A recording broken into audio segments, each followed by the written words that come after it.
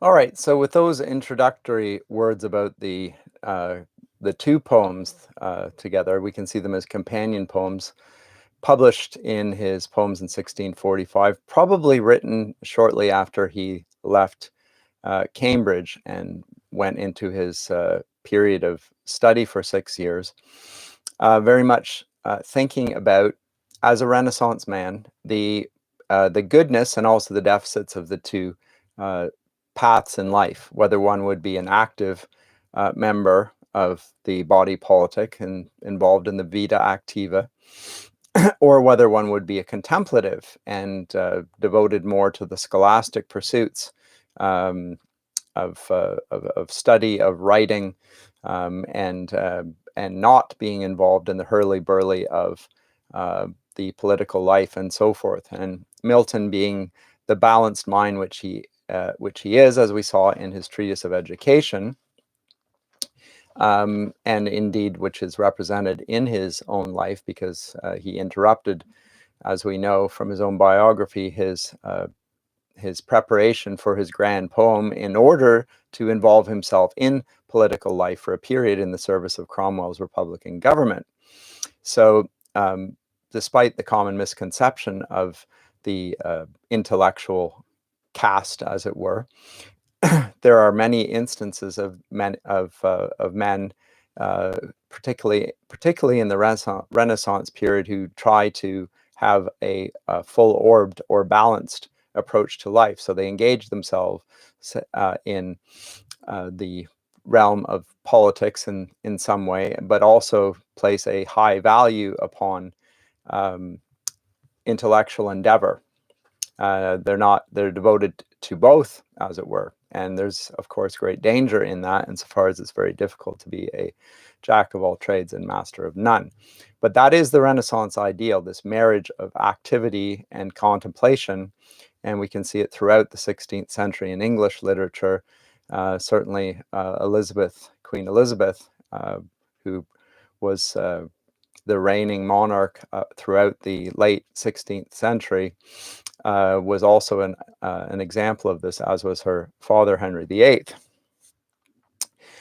So these ideals of action and contemplation are further associated with light and darkness. Now, as I said, Allegro implies the cheerful man, the quick man, but also the light man. And light has different connotations. Light in the sense of brightness, but also light in the sense of speed and quickness. And Il Penseroso has the connotations of darkness, but to some degree also of brooding and thinking, and a retreat from the glare of the public life. And Milton's conviction, and I think it's what allows him to write in praise of both forms of men, but also to some degree in critique of them, because the critique is strong in both cases. He's suggesting that we must be both light and dark. What we see as light, another man may see as dark. And in so doing, what I want to make plain to you here is that in this poem, when he's speaking of light and dark, he's not doing it in theological terms per se. So when we come to Milton's Paradise Lost, we'll see he describes hell as a place in which there was no light, but rather darkness visible, whatever that means. It's a paradoxical phrase. And it reflects the reality of hell, which is that it is a place that is cut off from the presence of God, who is in himself light, as Milton makes us aware when in Book 3 of Paradise Lost he invokes the light before he goes to speak about God, because God in his essence is light, and darkness is the antithesis of him. In that sense, it's a bad thing. But that's taking it theologically. There are precedents, however, in Scripture for seeing God himself in his earthly manifestation in terms of darkness. So, for instance, in the Exodus, when God leads the people of Israel out of Egypt through the Red Sea and into the wilderness, by evening he is seen as a pillar of fire. But by day, he's a cloud of thick darkness. And in a sense, we need to see it in those earthly terms.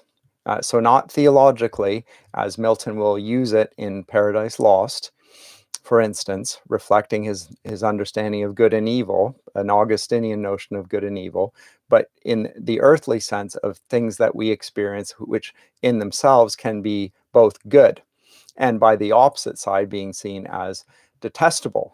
There's a natural antipathy between the active politician and the practical common day people and those who pursue the contemplative life.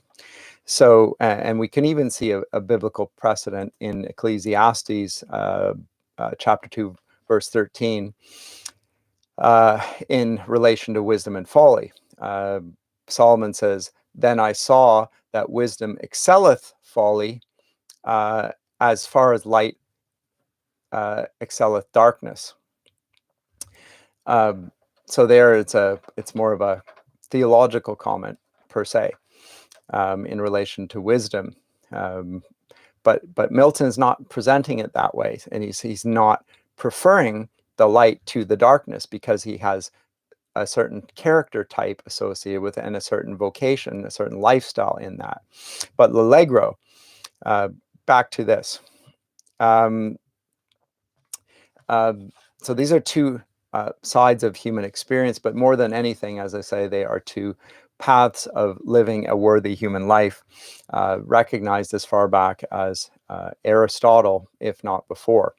And it really is Socrates who models the contemplative life, although, once again, anyone who observes the lives of even the philosophers of the day, as an Athenian, Socrates was called to serve in the military.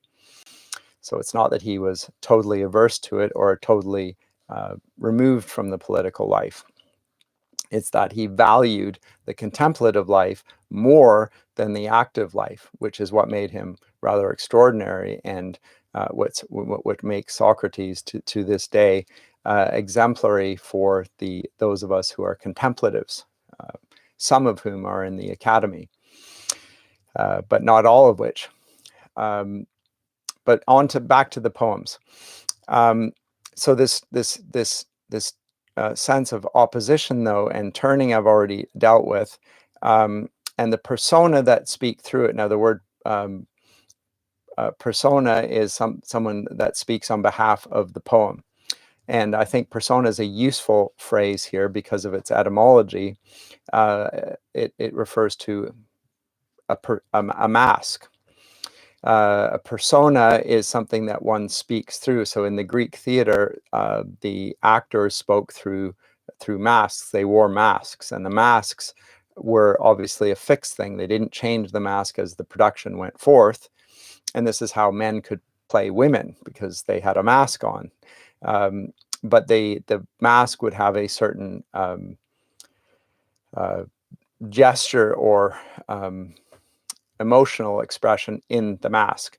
So there's a certain type being displayed here, and the words would go would be in dialogue to some degree with the mask that one was wearing. But the end outcome would be born in the face of the mask. But persona is literally something, as I say, that someone sounds through. Sonare from sound, to sound through. So they would sound through the mask insofar as it would amplify the voice. And this word of mask was then later used in Christian theology to talk about the personhood of God, the ways in which we understand the unity of God in the three persons of the Trinity. But in each case here, the persona that Milton chooses expresses not only horror and aversion and even revulsion for the opposite form of life, the opposite type of person, but also even contempt. And I do think it is rather unique in the corpus of English literature and perhaps any literature. So while I've emphasized earlier on the pedigree for Milton in doing this, insofar as it talks about Theophrastes, to some degree, although I even qualified my own observation, Plutarch, but more nearly to his date, Sir Robert Burton. Burton, recall, is focusing on melancholy and the contemplative life. That's what Burton is interested in as a medical treatise, and dealing with what we would now regard as I say, clinical depression, one of the aspects of it. Milton's not interested in that. He's talking about the various merits with the two forms of life.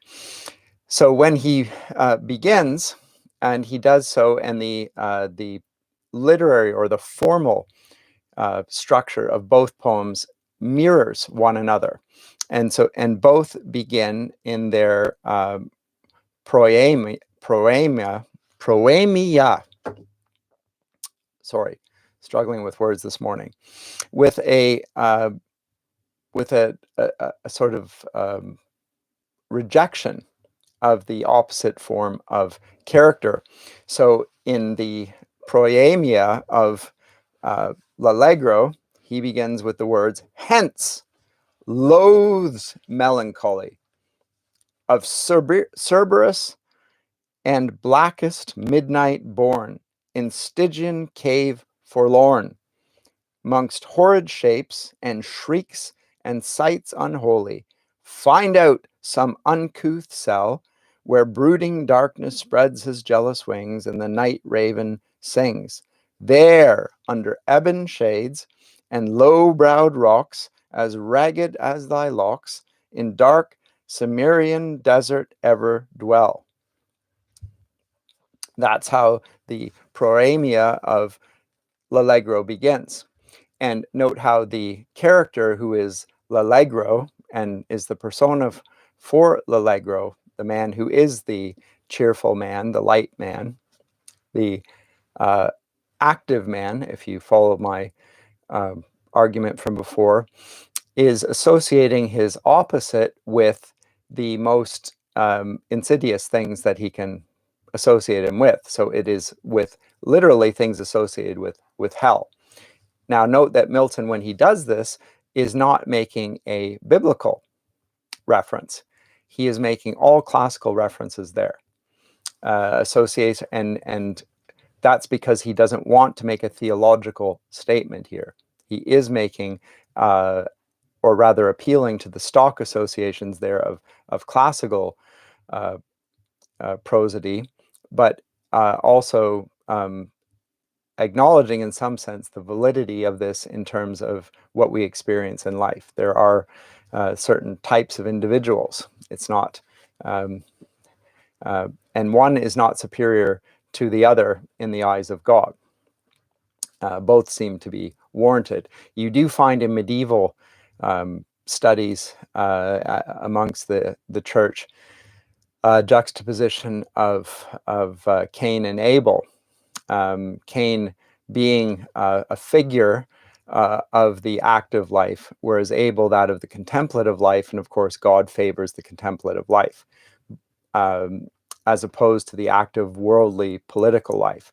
But Milton is not following in that example, and he's certainly not preferring the contemplative life to the active life. He's seeing the merits of both forms of life, and also their hostility towards one another, and the simple failure and lack of understanding of the one for the other. And in our day, that persists, I would say, and it's been added to. The contemplative life has almost no advocates even anymore, not even in the academy, which has often become very highly politicized in its understanding of itself. But certainly those who involve themselves in the practical life, the business world and so forth, are often dismissive of the contemplative life, and not just simply because of the politics of the academic world, but more because their areas of concern seem to have no practical application or relevance, at least in terms of immediate terms. But that's not Milton's age. And he's not commenting on that. But he begins with that Proemia, as I say, and he associates melancholy with the Stygian, or with Cerberus, first of all, one of the hounds of hell, and the Stygian cave, and the ebon shades, all of which are explicit reference to the underworld and what resides there. So it's a vituperative language, dismissing this. So hence, get thee gone. I want nothing to do with your type. And hence vain deluding joys. The claim that you have some sort of superiority is vain and deluding. So it's folly, in other words. You claim it's wisdom, I see it as folly. And this oppositional form also has, one commentator suggests, has an incantatory quality to it. This is Gordon Teskey in the Cambridge Companion to Milton. He makes this argument, and I think I can see what he's talking about there, just simply by the feature of the Proemia at the outset. It seems to have this not quite the invocation of a muse, but nonetheless this the formal incantatory features, which he argues carry on throughout the poem and manifest themselves in various ways. And it begins with a rather complex rhyme scheme. Furthermore, it goes A B B A, A C D D E E C. And this shows the influence of the Italian lyric poetry of his day. And remember, Milton was fluent in Italian, and even wrote poems in Italian to demonstrate not only his capacity to understand the language and speak in it, but to write in it as well, which is a different order of excellence, I would say. And probably invokes something of the features of Edmund Spenser's Epithalamion, which is devoted to marriage. But these rhymes, this rhyme scheme that he uses right in the Proemia, the first 10 lines, he soon abandons for the proper, and then he settles down to a rather different rhyme scheme. And it slows down and moves into rather different prosodic melodies here. He moves from that to then, let me see if I can, the text here, I'll read a few lines here and make a comment. Oh, the turning phrase, but. Now in Milton's work in general, the but here has a very strong quality and antiphonal quality. It's a turn. So hence, loathe melancholy, but come, thou goddess, fair and free. So you gone, you come. But come, thou goddess, fair and free. And we'll note the exact same thing when we come to his Il Penseroso. There's the same features. There's a turn, an oppositional turn here. Come, thou goddess, fair and free, in heaven yclept Euphrosyne, and by men heart-easing mirth, whom lovely Venus at a birth with 2 sister graces more to ivy-crowned Bacchus bore. Now these 2 graces are aglaia, brilliance, the Greek word aglaia, brilliance, and thalia, or bloom. These are the ones that ivy-crowned Bacchus bore, and Bacchus is, of course, the god of poetry, among other things, also the wine god, but associated with a type of poetry. Or, now, so note that even when Milton is talking about the active political life, he is not saying it's wholly void of poetry. It's not wholly deprived of poetry, because he's already made the association here. And the frolic wind, or whether, as some sager sing, the frolic wind that breathes the spring. Zephyr with Aurora playing as he met with her once a-maying. There on beds of violets blue and fresh blown roses washed in dew. Filled her with thee, a daughter fair, so buxom, blithe, and debonair. Haste thee, nymph, and bring with thee jest and youthful jollity, quips and cranks and wanton wiles, nods and becks and wreathed smiles, such as hang on Hebe's cheek and love to live in dimple sleek. So you can note the cheerful, exuberant tone of the poem here. Not only the rhyming couplets, which are there, but the regular metrical use here. So for those who think that from their experience of Milton, which largely is from the Acquaintance with Paradise Lost, it's not that Milton couldn't write in rhyme. He does so, but he does not want to do so in such a grand contemplative form, such a weighty and vast and important undertaking as an epic poem to write and be constrained by the confines of rhyme. And so he speaks about that very explicitly. Not every form of poetry must be rhyming poetry. There are some forms which ought to be able to remove those shackles. But he makes a series of associations here, the different types of winds, the zephyr and the aurora, associated with spring winds, as opposed to, let's say, the borealis, which will be the north wind, the cold wind coming from the north. And they fall on beds of violets. Violets often associated with desire and the passions, and the roses likewise. So these are very much associations of the spring. And so Milton is doing something that Northrop Frye, in his study on the allegory and on archetypes, will come to create an entire critical apparatus associating spring, summer, winter, and spring, summer, fall, and winter with types of poetry. To some extent, there's warrant for that, and Milton himself is making those associations already here. So he is, this is a spring poem, if you will. Whereas Il Penseroso, we will see, is probably more of an autumnal or fall poem associated with harvest, but also with coming death. It's contemplating what's coming next. That is the death that ends every life, and which is a natural feature of the world. But references to the what was it again? The nods and becks and wreathed smiles, such as hang on Hebe's cheek. Hebe is the goddess of youth.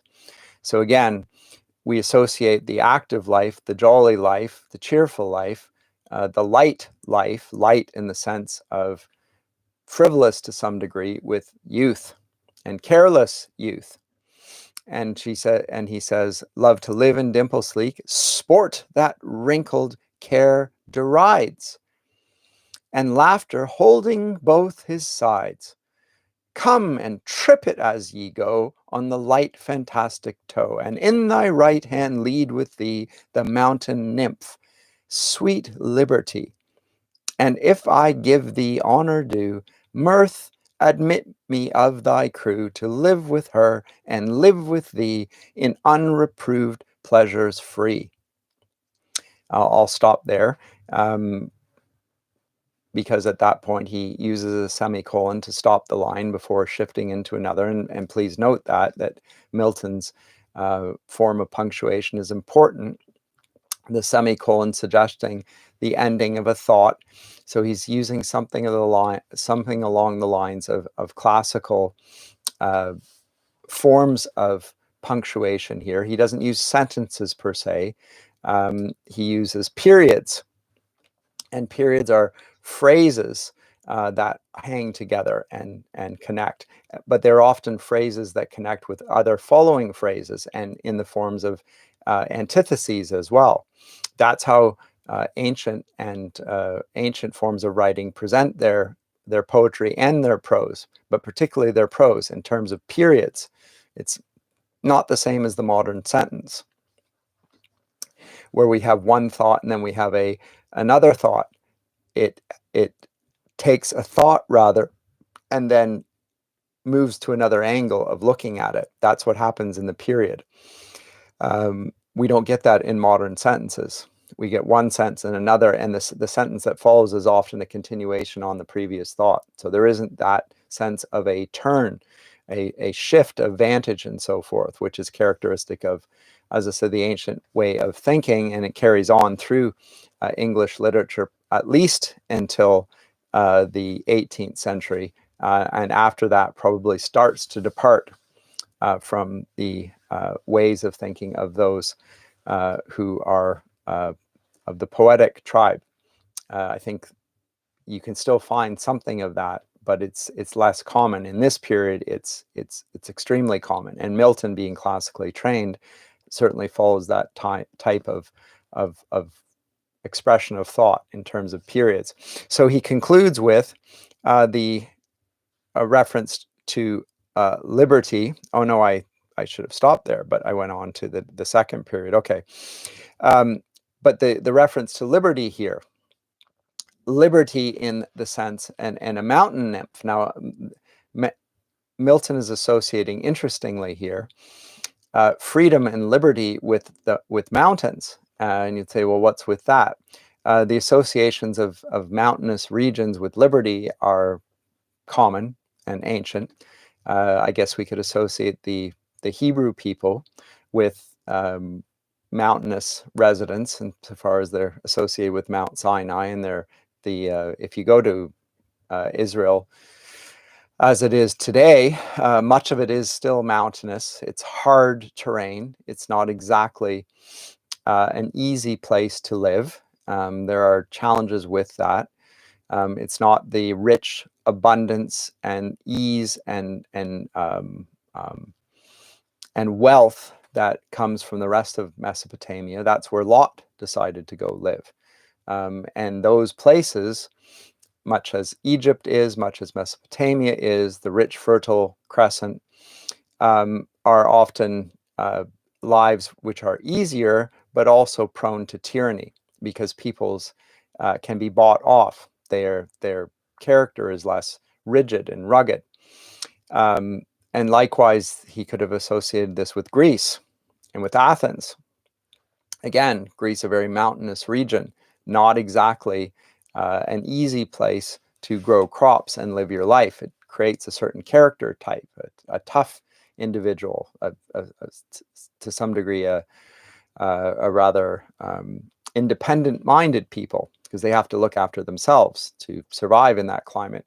Likewise, Milton could have in mind Switzerland, where Calvin and Calvinism emerged in the midst of the Swiss Alps, and people notoriously or famously associated with the love of freedom, and to this day, in some sense, the birthplace of modern democracy in Calvin's Geneva.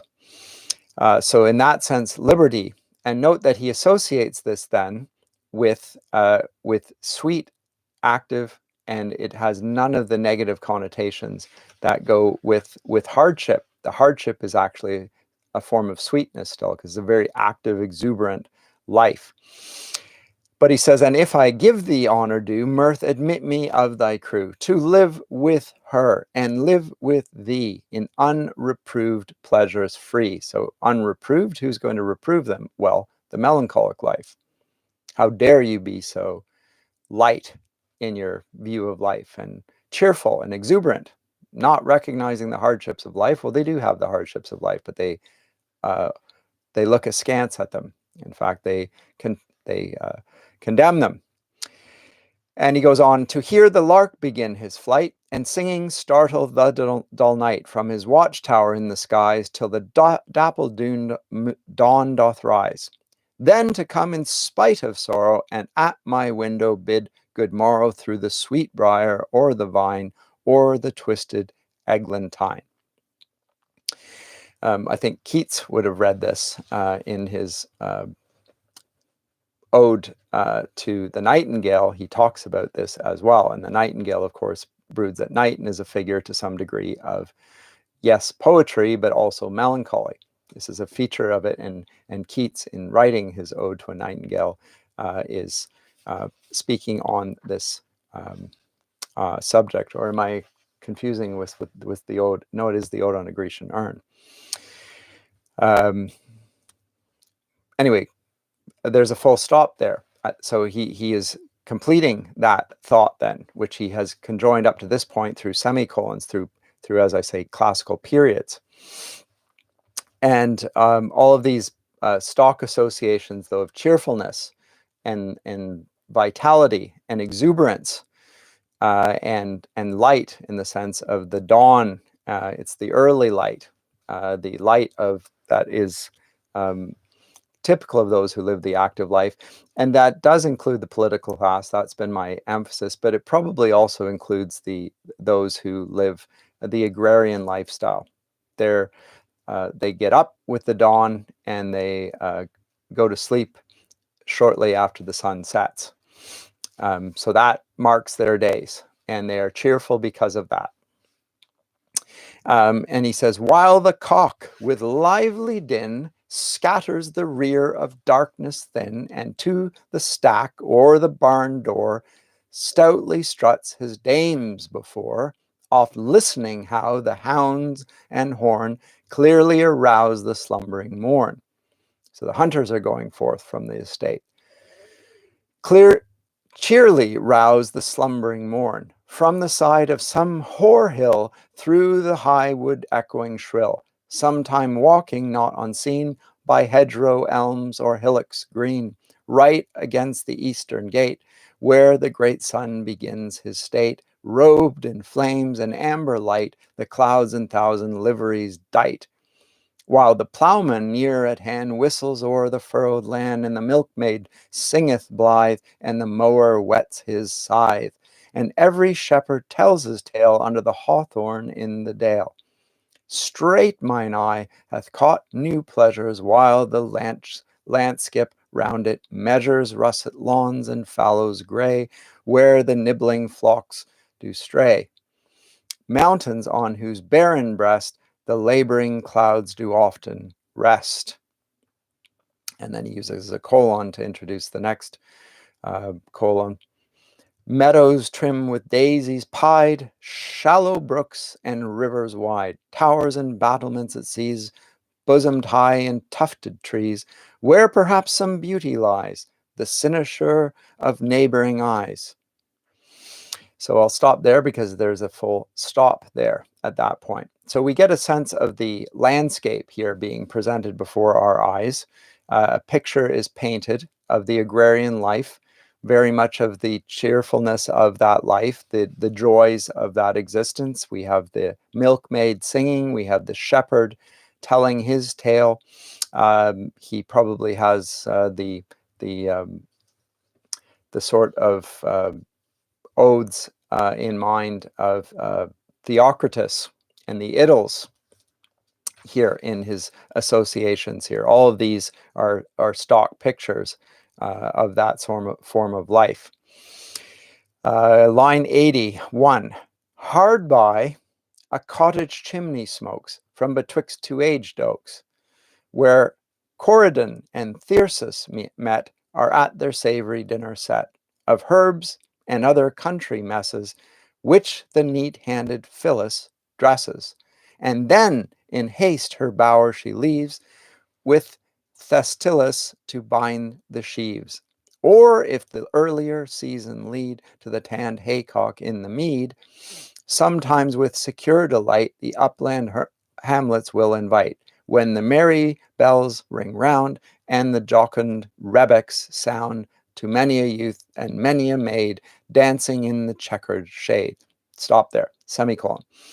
This reference to rebecks is a musical instrument, and we get the sense of now the joy, the exuberance, which was already present in the singing of the maids and the tales of the shepherds, now being expressed in more vivid actions. We're now going to come to the playing of music and the dance. And furthermore, there will be more exuberance to come.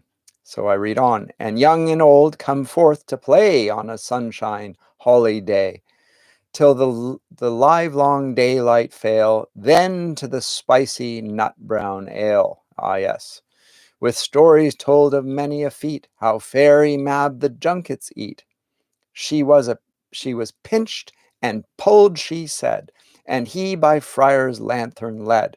Tells how the drudging goblin sweat to earn his cream bowl duly set. When in one night, ere glimpse of morn, his shadowy flail hath threshed the corn that 10-day labours could not end, then lies him down the lubber fend, and stretched out all the chimney's length, basks at the fire his hairy strength. Semicolon there, but I'll read on. And cropful out of doors he flings, ere the first cock his matin rings. Now I'll stop. So the cock his matin rings. Now we already heard the cock invoked right at the, what line was this? Line 48, 46, 47, 48, 49. The cock referred to twice, the cock which crows the coming day, and is cheerful and exuberant in doing so, and begins his orderly life.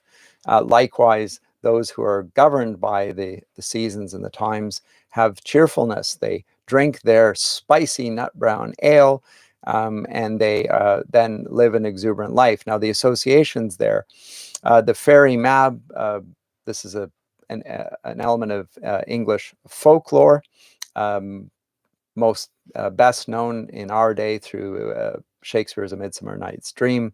But then some of the others references here, Friar's Lantham and the drudging goblin sweat, and the lubber. In these references are probably to Robin Goodfellow. So the lubber, fend, maybe Shakespeare's Robin Goodfellow, or Puck, who presents a false form of light, an ignis fatuus, a misleading light. And so the goblin mentioned here, so there's lightness that goes with that, and here it's presented in wholly cheerful and exuberant terms in the same way that we find Shakespeare plays with. And Milton, of course, would have seen Shakespeare's A Midsummer Night's Dream, and I mentioned already that Shakespeare was the subject of one of Milton's poems, and in fact, Milton's On Shakespeare was appended to the second folio of Shakespeare's works, which is a testimony not only to Milton's tribute to the greatness of Shakespeare, but also to Milton's acknowledged greatness as a poet in his own right, that he should be given the honor of writing this poem to precede Shakespeare's corpus of works. So we finished off with what? The whispering winds lulled asleep. Is that correct? Line 116. Yes. Towered cities please us then, and the busy hum of men, where throngs of knights and barons bold, and weeds of peace high triumphs hold. Weeds are clothes. With store of ladies whose bright eyes reign influence, and judge the prize of wit or arms, while both contend to win her grace, whom all commend. Now he's talking here of the political life, and her grace here is the queen, or those of, and he's not thinking of a particular queen here. This is not a reference to a monarch of his day. It's a idealized portrait. There are knights, there are barons, there are ladies, and there is the courtly life of the courtesan and so forth, looking for grace from her grace, namely the reigning monarch. And her grace is whom all commend. Let Hymen oft appear. Hymen, the god of marriage, frequently characterized in court masks like we saw in Milton's own Comus, a Mask. Hymen, the goddess of marriage, being brought forth at that point. How is she presented? Well, in saffron robe with taper clear, and pomp and mask and revelry, with mask and antique pageantry, such sights as youthful poets dream on summer eves by haunted stream. Full stop. And then he's going to move to an extraordinary passage, and for me, a famous, just the few lines are famous, because he will talk about types of theater and here and types of theater associated with genres of literature, the comedy on the one hand, the tragedy on the other. Now, this is interesting because he puts both under the auspices of Allegro, the cheerful life, and he is, to some degree, contradicting the association that I made earlier on of the contemplative life or the melancholy life being that of the intellectual life. Now, that's how Shakespeare portrays it, and Milton is following in his footsteps in that stock association. Also that of, as I say, Sir Robert Burton in his Anatomy of Melancholy, that type of life. But he is saying there's something of the cheerfulness in both types of poetry, even if one is writing tragedy. And so he's breaking the idea that if to write a comedy, you must be a cheerful man. To write a tragedy, you must be a contemplative man. Shakespeare seemed to be capable of both. He wrote both comedies and tragedies, but that's not how Milton presents him here. So he said, so we leave off that, we left off in line 130, 131. Then to the well-trod stage anon. If Johnson's learned sock be on, or sweetest Shakespeare, fancy's child, warble his native wood notes wild. And ever against eating cares, lap me in soft Lydian airs, married to immortal verse, such as the meeting soul may pierce in notes, and many a winding bout of linked sweetness long drawn out, with wanton heed and giddy cunning, the melting voice through mazes running. Semicolon. End of the period.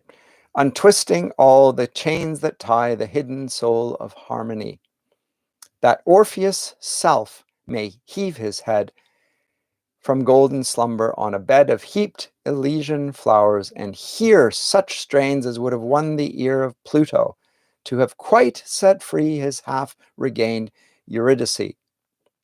These delights, if thou canst give, mirth with thee I mean to live. Now, I just, having read that again, need to retract what I just said about Shakespeare. Here he has Shakespeare, the comic poet.